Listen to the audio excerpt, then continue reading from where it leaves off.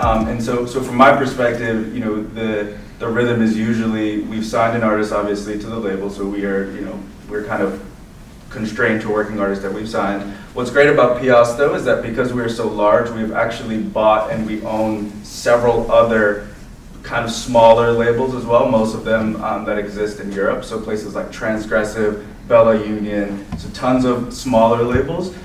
So we'll work artists like Arlo Parks, Let's Eat Grandma, Circa Waves, this really cool kind of up and coming artists, Quinn Christopherson, Connie Constance. A lot of them will be based and born and bred and raised in the UK. And so part of my role, which is super exciting to me, is figuring out how does that translate in America. Because as you know, there are artists that, you know, there are words and lyrics that they might sing in the UK that doesn't make sense over here. So it's really that process of trying to break them, and by breaking them, I mean just really making them well known. And that's, you know, I work with, you know, our marketing department, our DSP and streaming departments, because any wins that they might have will help me as I'm pitching as well. Yeah, staying up with like the major trades is obviously good because they're usually first to drop something, you know, Billboard, stuff like that. I work with a lot of like all tier outlets. So like for instance for Sophie Dawson, we just got our People feature, but I also will work with blogs that are still up and coming with my up and coming artists. So we work with like all different tiers.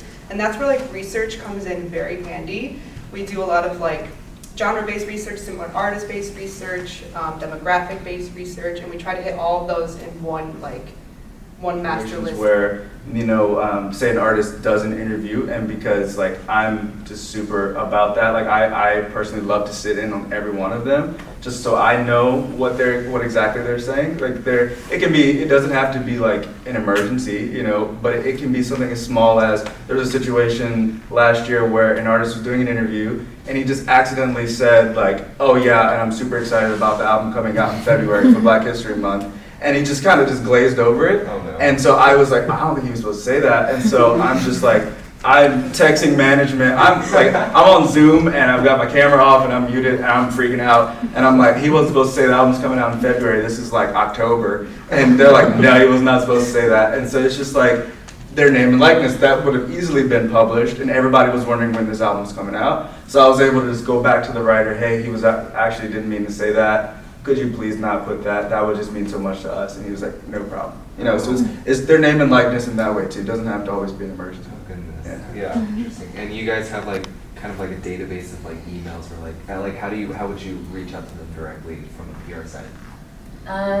So what helps is you know, like they'll actually like if we don't have the contact of the outlet, it'll either come from like the publicist or the label. So then I'm like, oh, this is a new contact for LA Times. Can I get their email? Like I'll like roll out the red carpet for them and then you know, meet with them at the venue and then like kind of store their their email and like like genre specific lists like